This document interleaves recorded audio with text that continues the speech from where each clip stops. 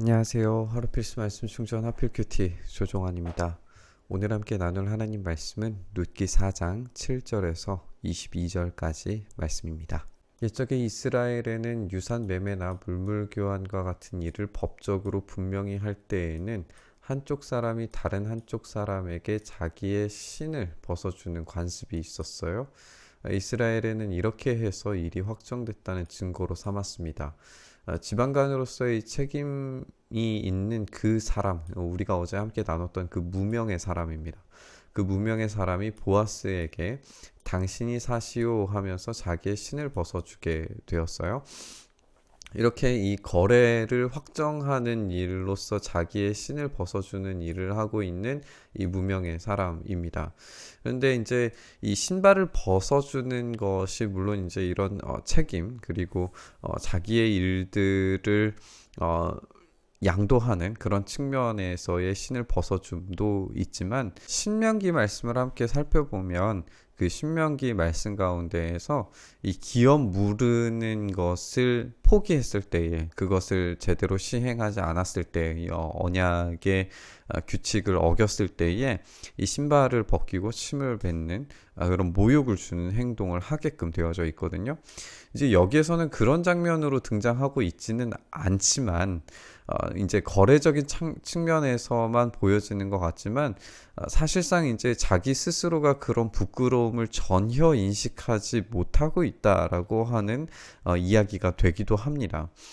그렇게 이 무명의 사람은 자신이 언약의 책임을 져야 하는 사람으로서의 인식이 전혀 없고 그런 수치심도 전혀 없는 것을 우리가 볼 수 있게 돼요.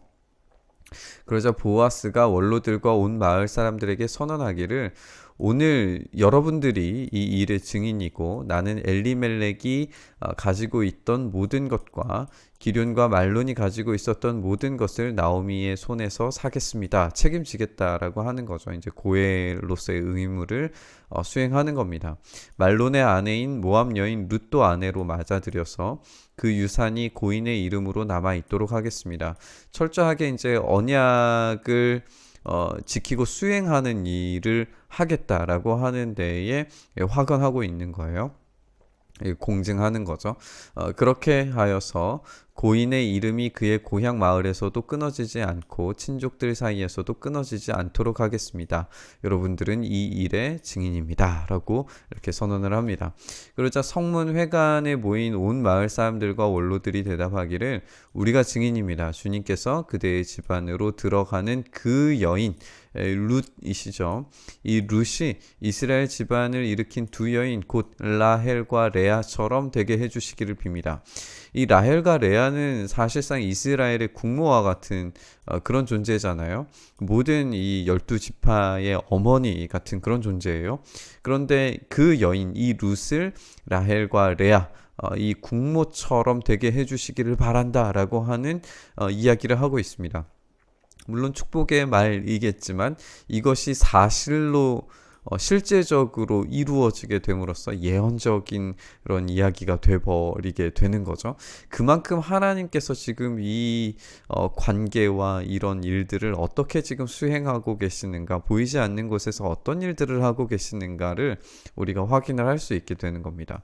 에브라 가문에서 그대가 번성하고 또한 베들레헴에서 이름을 떨치기를 바랍니다. 여기서도 이제 이 이름을 떨치는 것, 번성하는 것 이런 이야기들이 이제 반복이 되면서 이 탁월한 남성과 탁월한 여인의 만남이 어떻게 텅 빈 나오미를 가득 채워지게 만들어 주는가 이런 이야기들을 우리가 이제 볼 수 있게 되는 거죠. 주님께서 그 젊은 부인을 통하여서 그대에게 자손을 주셔서 그대의 집안이 다말과 유다 사이에서 태어난 아들 베레스의 집안처럼 되게 하시기를 빕니다. 이 유다 지파에 속해져 있는 그런 마을이기 때문에 자기의 이제 조상과 같은 이 라헬과 레아의 어떤 그런 이야기와 동일한 이야기로 우리가 볼 수가 있는데 사실 이제 다말과 유다 사이도 정상적인 그런 관계는 아니죠.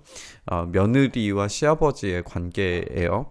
이 부적절한 관계였지만 이 부적절한 관계를 통하여서 유다가 번성한 가문이 되는 것처럼 이 루시라고 하는 인물이 이방 여인이지만 이 이방 여인과의 이 부적절한 만남일 수 있는 이 만남을 축복하면서 이 베레스의 집안처럼 오히려 이제 번성하는 집안으로 되게 해달라는 그런 축복의 메시지를 보여주고 있습니다. 보아스는 룻을 아내로 맞이했어요. 여인이 자기의 아내가 되자 드디어 이제 동침을 하게 되고 주님께서 그 여인을 보살피셔서 그가 임신하여 아들을 낳게 됩니다. 우리는 이 나오미가 모압으로 가서 10년 동안을 살았던 것을 알고 있어요.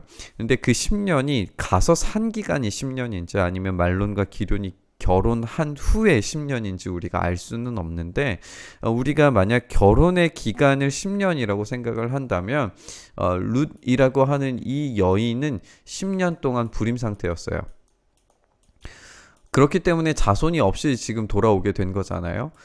이 룻의 이 10년 동안의 이 불임이 지금 오늘 이 장면에서 아들을 낳게 됨으로써 불임의 극복을 보여주는 것처럼 보여요.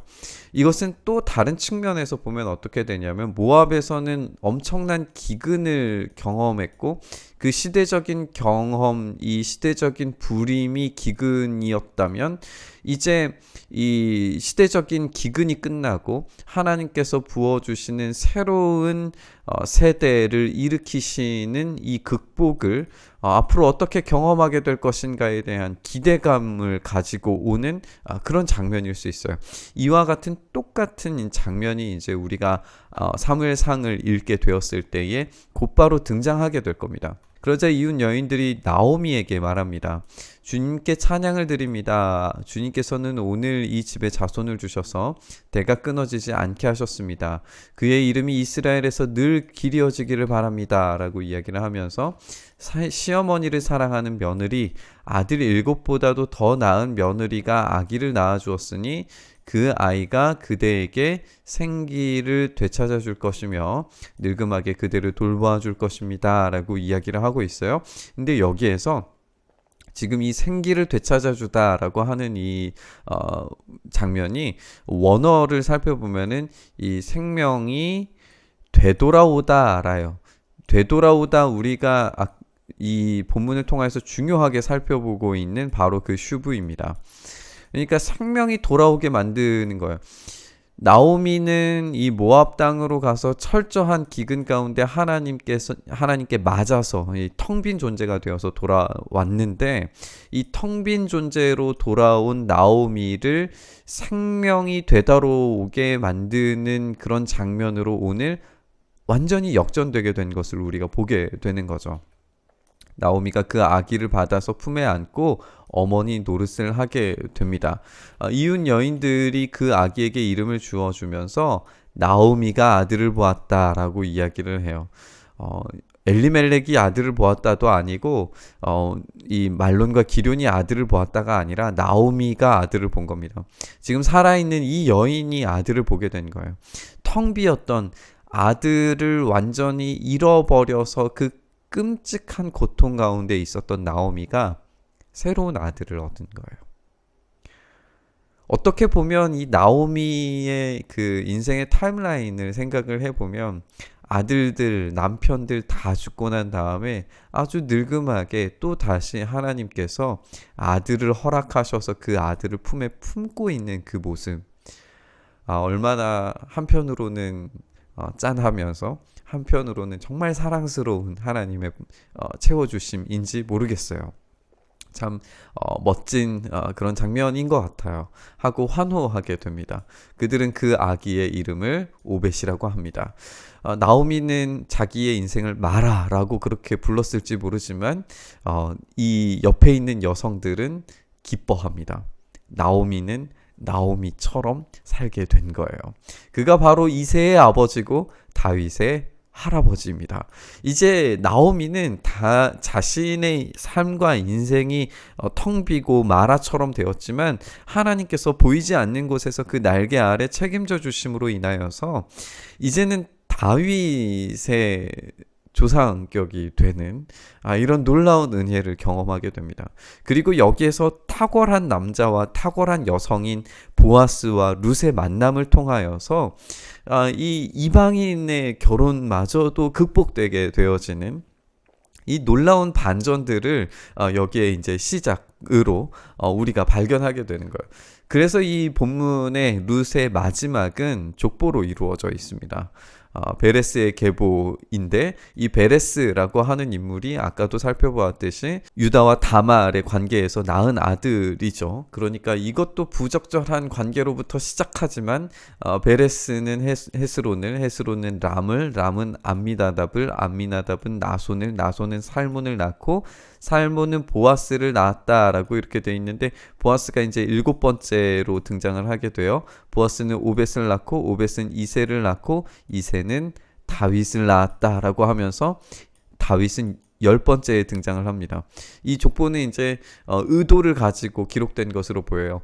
7번째에 등장하는 인물, 10번째에 등장하는 인물은 매우 중요한 인물이다라고 하는 것을 이제 보여주는 상징적인 위치에 배치되어져 있는 것이고 지금 이 룻기의 마지막이 이렇게 다윗으로 마무리되면서 텅 비었던 이스라엘 사사시대에 하나님이 왕이 아니셨던 시대에 벌을 받고 기근을 경험하고 완전히 텅 빈 존재로 돌아와야만 했던 그 나오미가 어떻게 탁월한 남자와 탁월한 여성을 통하여서 보이지 않는 곳에서 일하시는 하나님의 그 날개를 통하여서 풍성하게 채워진 존재가 되어졌는가. 그리고 그 결과물들이 하나님의 큰 구속사 내에서 어떠한 일들로 결론 맺어졌는가를 보여주는 아주 탁월한 결말이라고 우리가 볼 수 있을 것 같습니다. 이렇게 나오미는 텅 빈 존재로 돌아온 게 아니라 생명이 돌아온 존재로 하나님의 일하심을 가득 듬뿍 아는 존재로 돌아오게 되었습니다. 그래서 우리는 룻기를 어떤 한 특정한 커플의 아름다운 로맨스로 읽을 것이 아니라 보이지 않는 곳에서 일하고 계시는 하나님을 볼 수밖에 없습니다. 그리고 이 거대한 이 타임라인 가운데에서 심지어는 죽고 심지어는 잃어버리고 심지어는 위기가 있고 이 언약이 깨질 그런 상황에 놓여져 있다 할지라도 하나님의 그 약속에 따라서 이 세대가 보존되고 이어진다는 것을 우리가 보게 됩니다.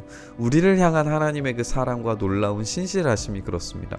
우리는 언약에 신실하지 못할 때도 있고 그리고 그 언약이 위기에 봉착할 때도 있는 것처럼 보일지 몰라도 마침내 결국에는 그 위기를 뚫고 하나님의 일하시는 그 신실하심을 우리는 발견하게 될 줄 믿습니다. 우리가 그 신실하심을 기대하며 이 본문을 묵상했으면 좋겠습니다.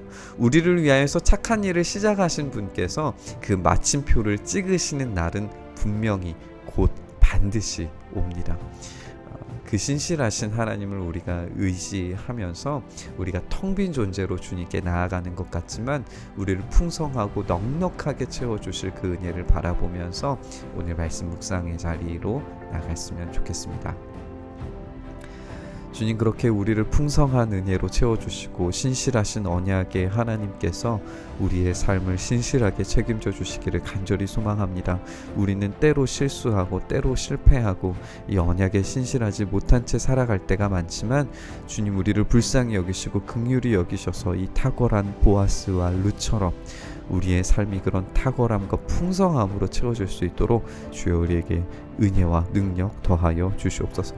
그렇게 우리 가운데 일하여 주시기를 간절히 소망하며 우리 주님 예수님 이름으로 기도드리옵나이다. 아멘.